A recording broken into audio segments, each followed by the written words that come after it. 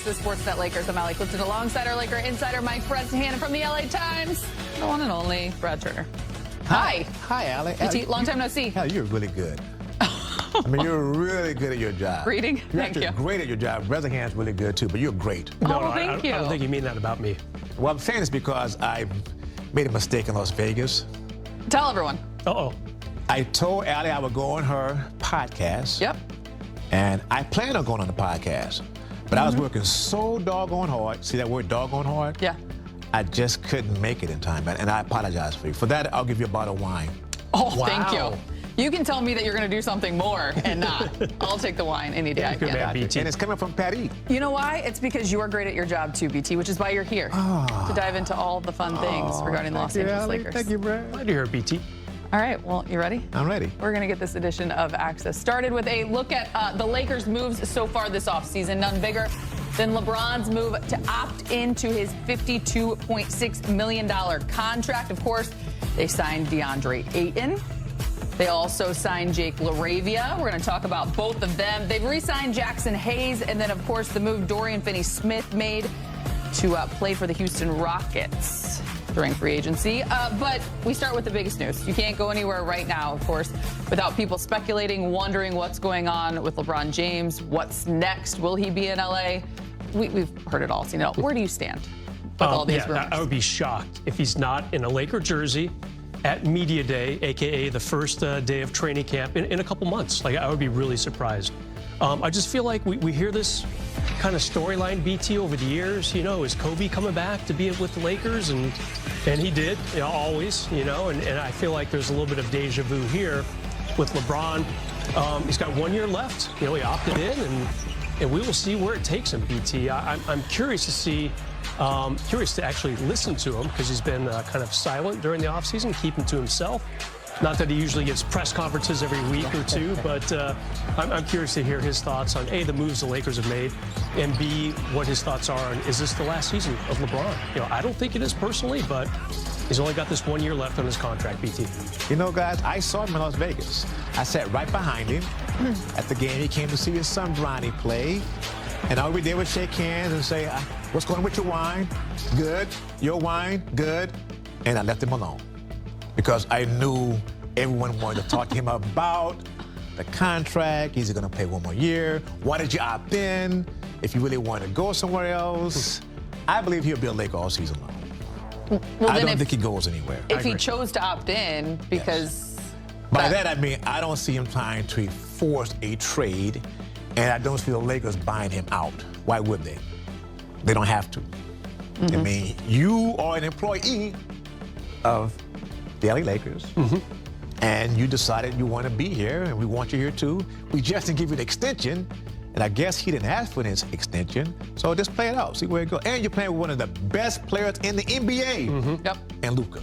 So we're going to talk about that in 1 second, but I do want to just kind of take this one step further, because Dan Wojcicki reported that he's expected, your boy, to be at training Used camp. to be my boy. Done with him. He's expected to be at training camp, which you obviously see that as a good sign. Having said that, though, the podcast that you were supposed to join on Friday, there was a guy named Richard Jefferson, who is a former teammate as well with LeBron, and we talked about the pros, the cons, all the things that come with playing alongside LBJ. The fact that he's going into season 23 and we're still having these conversations in the offseason, obviously is a testament, but there's a lot that's going on and having to manage all of this in this time right now.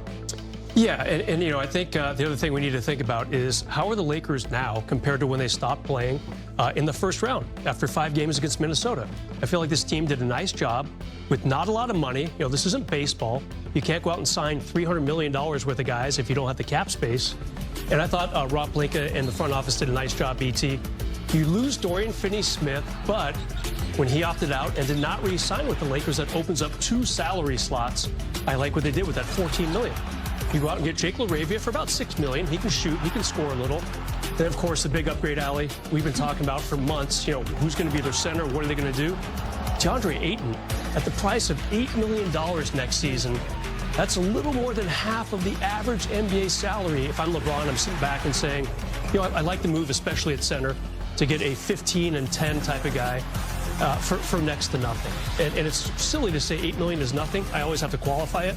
But in the NBA vernacular, When the average salary is 14, 8 is it's a really good pickup at a really good price for the Lakers. 8 is BT money. 8 is BT money. That's what he's getting paid today. I want more than that. Stop it. You're my agent. You're fired, Alex. Well, you got to show up to things that you say you're going to show up to. Just kidding. Can you Starts with that. elaborate on what he was discussing? The best move I like was getting DeAndre. And let's be honest, he fell to them. Sure. Because of what he did, did not do in Portland. So, good for the Lakers. If he can just play up to his potential at a high level more consistently, I think it works out for them. I mean, he's not the real high flyer, live threat that people want to say he is. He's a nice pick and pop guy, and he worked well with Luka. The other young kid, Jake, is interesting. I didn't see him play a whole lot, but I didn't watch the Kings play. I like watching good basketball. So I kind of avoided them. Sorry, my Kings fans and friends. But the idea that they were able to do that, and as Rob Pelinka said, they're not done yet. I'm not quite sure what they're going to do. I think they do need to improve the backcourt some, especially off the bench. They need someone who can play some defense because they were not known as a very good defensive team. DeAndre Ayton is not known as someone who blocks a lot of shots, but he is big, he is athletic, and he's from Michael Thompson's hometown of the Bahamas. So let's see what happens. I think it worked out well for the Lakers. I'm not sure how we got to DeAndre Ayton off of LeBron James and what the decision will be for him. My brother around here. We are going to talk more on that, too, in a second. For now, from LeBron to Luka, look at how the Lakers stars performed together in their first season, which it wasn't a whole lot of time, which is going to take me to the first question. But first, 28.2 points from Luka, 8 boards, almost 8 assists, almost 2 steals, and then LBJ right under 25 a game on 8 rebounds, 8 dimes, and a steal. From a fan's perspective, from the fan side of things, BT, I'll start with you. Yes, ma'am. Tell us we are going to get yet another season or look at the two of these guys together. Kind of wrapping up, yes, LeBron will be a Laker, and obviously what you know and see with Luka right now. I get it. From a fan perspective, I was in the gym working out on my muscles today and working out on trying to get my win good for my trip to Paris. And there's a guy at the gym who's a big basketball fan.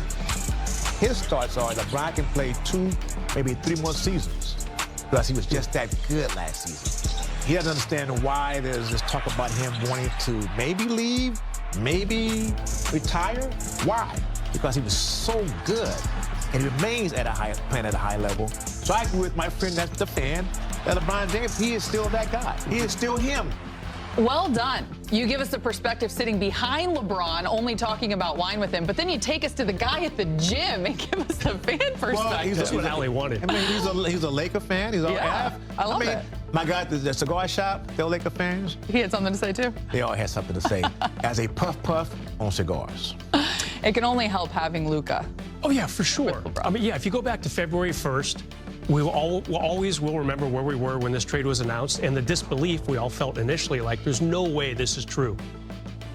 Morphing into fairly quickly, it is true? Wow.